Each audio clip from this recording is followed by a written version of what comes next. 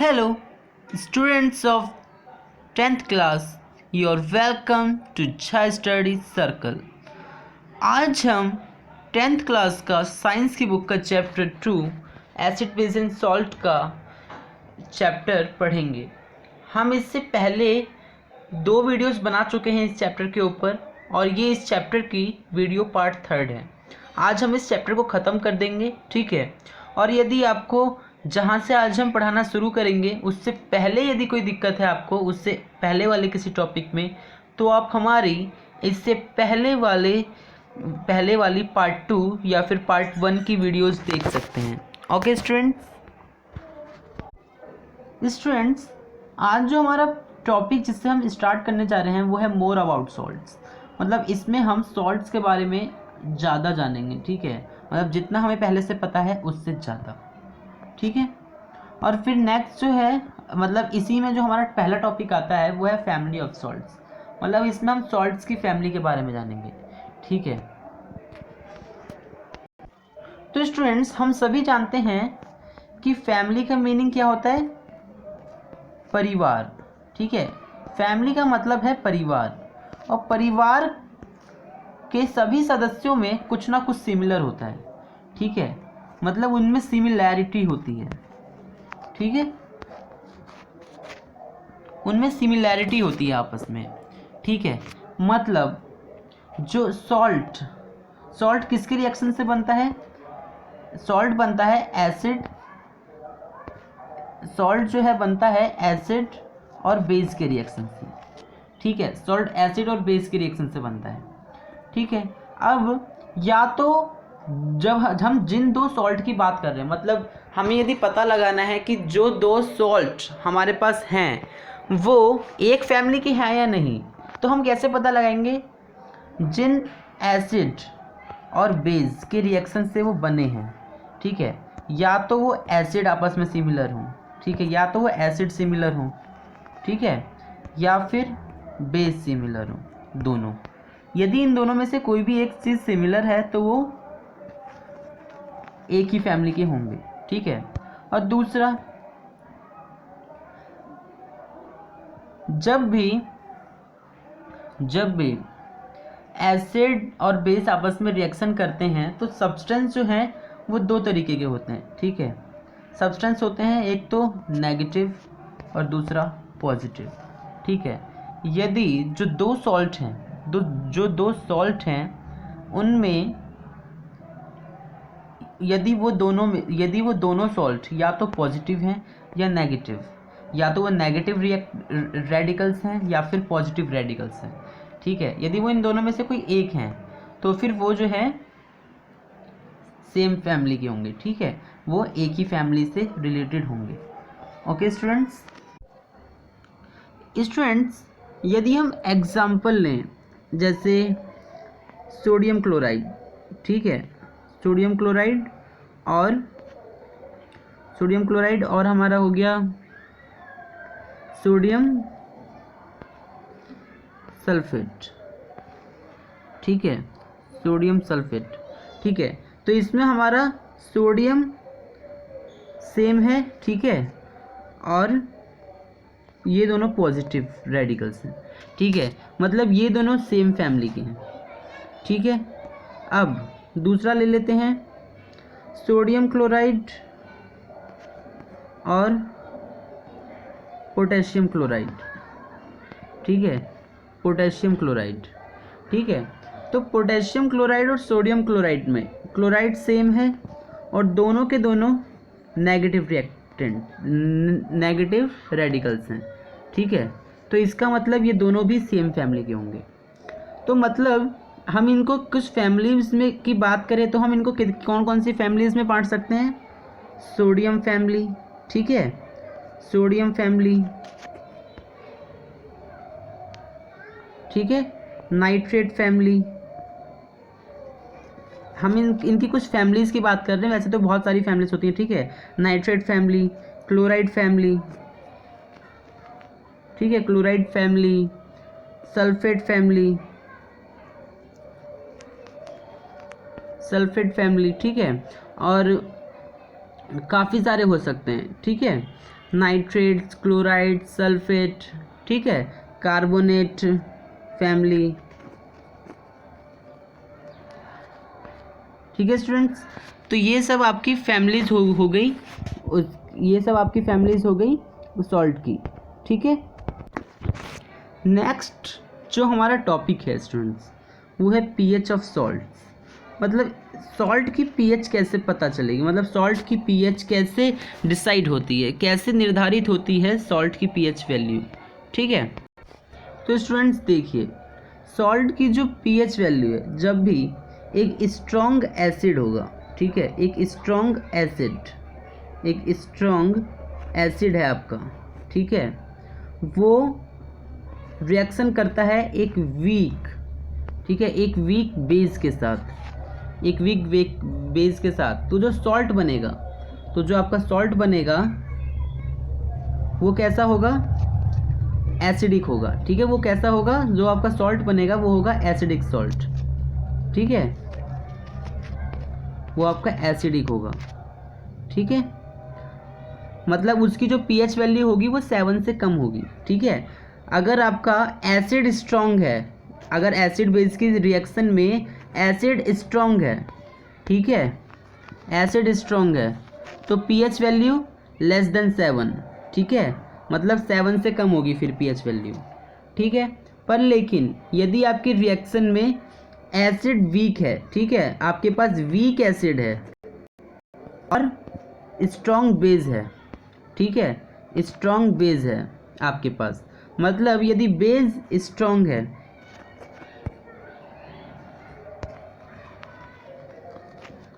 तो जो सॉल्ट बनेगा आपका, यदि बेस स्ट्रॉन्ग है तो सॉल्ट कैसा बनेगा, बेसिक। ठीक है, मतलब इसकी जो पीएच वैल्यू होगी वो मोर देन 7 होगी। ठीक है, वो 7 से ज़्यादा होगी, मतलब यदि बेस स्ट्रॉन्ग है तो मोर देन 7। ठीक है, और यदि एसिड स्ट्रॉन्ग है आपका, एसिड स्ट्रॉन्ग है तो लेस देन 7।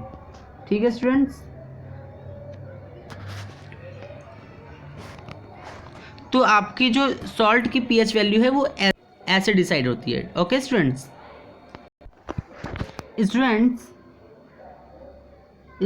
तो नेक्स्ट जो हमारा टॉपिक है वो है केमिकल फ्रॉम कॉमन सॉल्ट। ठीक है, तो यहाँ पे जानने वाली बात है कि कॉमन सॉल्ट क्या है। तो हमारा कॉमन सॉल्ट है सोडियम क्लोराइड। ठीक है, हमारा कॉमन सॉल्ट क्या है, सोडियम क्लोराइड। ठीक है, अब ये सोडियम क्लोराइड हमें कहाँ से मिलता है, ये हमें मिलता है सी से, ठीक है, समुद्र से, ठीक है, या फिर महासागरों वगैरह से, समुद्र से मिलता है ये हमें। ठीक है, अब सी से ये कैसे मिलता है, सी में बहुत सारे टाइप्स ऑफ सॉल्ट्स, हम जानते हैं कि हमारे बहुत सारे सॉल्ट्स होते हैं। ठीक है, ये लेकिन कॉमन सॉल्ट जो हम फूड में अपना जो हम खाते हैं, ठीक है, हम फूड में जो डालते हैं वो हमारा कॉमन सॉल्ट है जिसका नाम है सोडियम क्लोराइड। ठीक है, अब सी में तो काफ़ी सारे हमारे सॉल्ट होते हैं, तो फिर उसमें से हम इसको फिल्टर करते हैं। ठीक है, उसमें से फिल्टर करके हम बाकी सॉल्ट्स को निकाल देते हैं और सोडियम क्लोराइड को रख लेते हैं। ठीक है स्टूडेंट्स, तो अब जो है सी वाटर में काफ़ी सारा सॉल्ट पाया जाता है। ठीक है, उनमें अब जानते हैं कि ये रॉक सॉल्ट क्या होता है। ठीक है, रॉक सॉल्ट, तो सी वाटर में जब सॉल्ट पाया जाता है, ठीक है, तो कई जगह पे जो सॉल्ट होता है समुद्र में वो एक जगह इकट्ठा हो जाता है। ठीक है, किनारों पे, ठीक है, इकट्ठा हो जाता है। ठीक है, तो वो जैसे पत्थर नहीं होते कि नदियों के किनारे बड़े बड़े, तो वैसे ही वो जो है पत्थरों की तरह लगते हैं। ठीक है, ये होता है रॉक सॉल्ट। ठीक है, अब नेक्स्ट जो हमारा टर्म है वो है बेड ऑफ रॉक सॉल्ट। ठीक है, बेड ऑफ रॉक सॉल्ट। ठीक है, बेड ऑफ रॉक सॉल्ट क्या है, बेड ऑफ रॉक सॉल्ट है हमारा जब भी जो है नदी वगैरह सूख जाती है, कोई सी नदी वगैरह जब सूखती है या किनारों से थोड़े बहुत समंदर सूखते हैं, तो उनमें जो है काफ़ी सारे जो सॉल्ट है, काफ़ी सारा सॉल्ट है वो सूख जाता है और एक लेयर बना लेता है ज़मीन के ऊपर अपनी। ठीक है, पानी तो है नहीं, तो वो ज़मीन के ऊपर अपनी लेयर बना लेता है। ठीक है, तो इसे कहते हैं bed of rock salt. Okay students,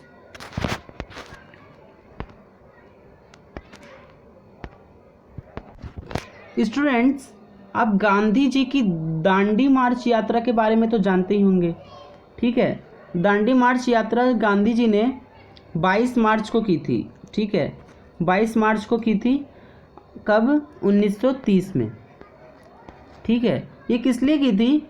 क्योंकि उस वक्त ब्रिटिश गवर्नमेंट जो है नमक बनाने पे काफ़ी ज़्यादा टैक्स लगाती थी और वो नॉर्मल आदमी के लिए काफ़ी महंगा हो जाता था नमक, ठीक है। और नमक जो है वो हमारे लाइफ की बहुत ही ज़रूरी बेसिक नीड है, ठीक है। ठीक है, तो इसीलिए जो है गांधी जी ने इसका विरोध करने के लिए नमक सत्याग्रह किया था, ठीक है। नमक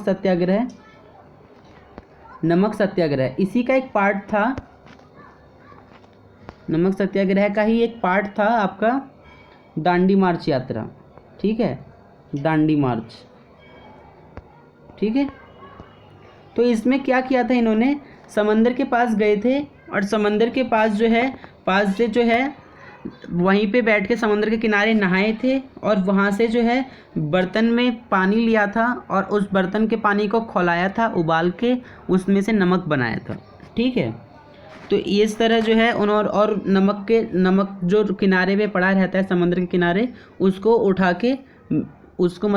के उन्होंने नमक कानून तोड़ने का प्रतीक दिया था पूरे भारत को, ठीक है। अब स्टूडेंट्स, ये जो कॉमन सॉल्ट है हमारा, ये एक रॉ मटेरियल है काफ़ी सारे केमिकल्स के लिए, ठीक है ना। और ये केमिकल्स भी ऐसे हैं जो कि हमारे बेसिक नीड में आते हैं, ठीक है ना। हमारी डेली यूजेस जो होते हैं उनमें ही काफ़ी ज़्यादा यूज़ होते हैं।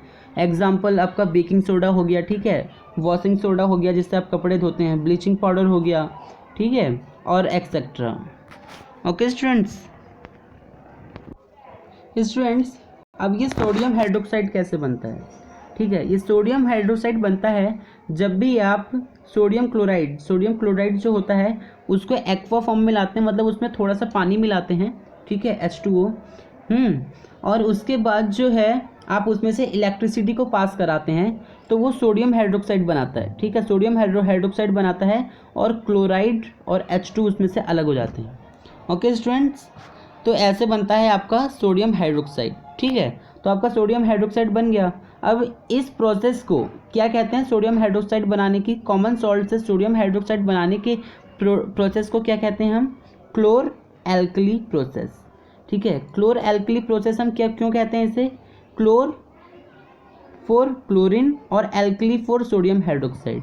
ओके स्टूडेंट्स, तो ये ऐसे जो है सोडियम हाइड्रोक्साइड, ठीक है, जो कि हम डेली यूज़ करते हैं जिसे काफ़ी सारा, ठीक है, उसे बनाने के लिए ये आपका एक रॉ मटेरियल हो जाता है, कॉमन सॉल्ट जो है हमारा सोडियम क्लोराइड। ओके स्टूडेंट्स, तो स्टूडेंट्स आपका ब्लीचिंग पाउडर कैसे बनता है, तो आपका ब्लीचिंग पाउडर बनता है जब कैल्शियम हाइड्रोक्साइड की रिएक्शन क्लोरीन से होती है तो जो है आपका CaOCl2 बनता है, ठीक है। तो यही आपका रिप्रेजेंट करता है ब्लीचिंग पाउडर को, ठीक है। आप जो है इसका ये केमिकल फॉर्मूला याद कर लेना, ये भी कभी कभार 1 नंबर में एग्जाम में पूछ लिया जाता है। ओके स्टूडेंट्स, तो जो आपका बेकिंग सोडा है, बेकिंग सोडा, इसका जो केमिकल नेम है वो है सोडियम हाइड्रोजन कार्बोनेट, ठीक है। इसका chemical name sodium hydrogen carbonate है। अब ये कैसे बनता है, जब आपका common salt sodium chloride, water, carbon dioxide, ठीक है, और नाइट्रोजन हाइड्रेट के साथ जो है रिएक्शन करता है तो ये अमोनियम क्लोराइड बनाता है, ठीक है। अमोनियम क्लोराइड बनाता है और सोडियम हाइड्रोजन कार्बोनेट बनाता है, ठीक है। तो ये आपका बेकिंग सोडा बन गया, ठीक है। तो ऐसे आपका बेकिंग सोडा बनता है। तो ये रिएक्शन आप याद कर ले स्टूडेंट्स, क्योंकि ये जो है एग्जाम्स में बहुत पूछे जाते हैं। ओके स्टूडेंट्स, क्या आपको एक बेकिंग सोडा के साथ जो है एक रिएक्शन यहाँ पे मतलब बताई गई है, ठीक है। जब भी आप बेकिंग सोडा को हीट देते हैं, सोडियम हाइड्रोजन कार्बोनेट को आप हीट देते हैं तो वो डिकम्पोज होता है, ठीक है। वो डिकम्पोज किस में हो जाता है, सोडियम कार्बोनेट, हाइड्रोजन ऑक्साइड, मतलब कि आपका वाटर और कार्बन डाइऑक्साइड, ठीक है। तो इसमें वो आपका डिकम्पोज हो गया, ठीक है। स्टूडेंट्स, आपके वॉशिंग सोडा जो होता है, आपका वॉशिंग सोडा इसका जो केमिकल फार्मूला है वो है Na2CO3 और 10H2O। ठीक है, अब ये कैसे बनता है? जब भी आपको सोडियम कार्बोनेट रिएक्शन करता है वाटर के 10 मॉलिक्यूल्स के साथ, कंपाउंड्स के साथ, ठीक है, तो ये आपका बनाता है Na2CO3 और 10H2O। ठीक है, तो आपका ये बन जाएगा bleaching washing soda. Okay students, तो स्टूडेंट नेक्स्ट जो आपका टॉपिक है वो है are the crystals of salt really dry.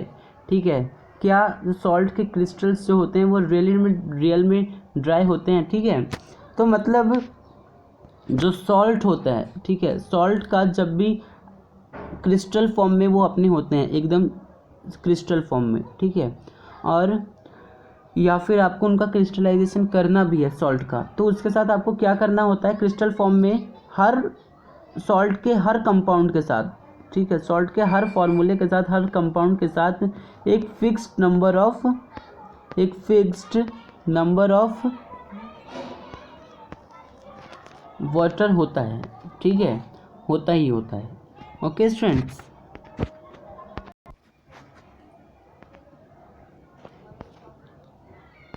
Students, तो अब जो है हमारा टॉपिक है वो है प्लास्टर ऑफ पेरिस। ठीक है, तो अब हम प्लास्टर ऑफ पेरिस को समझेंगे। ठीक है, तो प्लास्टर ऑफ पेरिस कैसे बनता है? जब भी हम जिप्सम को 373 केल्विन के टेम्परेचर पे गर्म करते हैं, ठीक है, तो ये कैल्शियम सल्फेट हेमीहाइड्रेट में चेंज हो जाता है। ठीक है, तो ये है आपका plaster of Paris. Okay students, अब जिप्सम से आपका प्लास्टर ऑफ पेरिस बनता कैसे? ठीक है, तो जिप्सम को जब हम जिप्सम का क्या होता है? CaSO4 2H2O। ठीक है, को जब हम हीट देते हैं, ठीक है, जिप्सम को जब हम हीट देते हैं तो फिर ये चेंज हो जाता है प्लास्टर ऑफ पेरिस में। ठीक है, CaSO4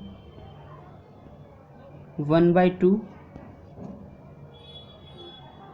H2O। ओके स्टूडेंट्स, ठीक है, तो प्लास्टर ऑफ पेरिस का केमिकल नेम क्या होता है? प्लास्टर ऑफ पेरिस का केमिकल नेम आपका होता है sodium sulphate hemihydrate. Okay students, अभी हमने देखा था कि जब हमने जिप्सम को हीट दी थी तो फिर ये प्लास्टर ऑफ पेरिस में चेंज हो गया था। ठीक है, पर और इसी ऐसे ही जब हम प्लास्टर ऑफ पेरिस में दोबारा से वाटर ऐड करते हैं, ठीक है, वाटर ऐड करते हैं एक फिक्स रेशियो में, तो फिर हमें दोबारा से जिप्सम मिल जाएगा। ओके स्टूडेंट्स, तो ये जो हमारा प्लास्टर ऑफ पेरिस है इसका यूज़ कहाँ पे होता है?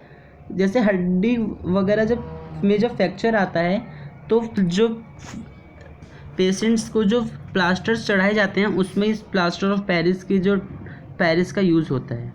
ठीक है स्टूडेंट्स, अब यहाँ पे हमारी वीडियो ख़त्म हो चुकी है, यहाँ पे हमारे वाला चैप्टर ख़त्म हो चुका है एसिड बेस एंड सॉल्ट। ठीक है स्टूडेंट्स, तो आपको जो है आप हमारे चैनल को सब्सक्राइब कर लीजिए और आप इस वीडियो को लाइक कर सकते हैं। ओके, और हमारे चैनल का बेल आइकन ज़रूर दबा दीजिएगा ताकि आपको हमारी हर वीडियोस की अपडेट जल्द से जल्द मिल जाए। Okay students, take care for you.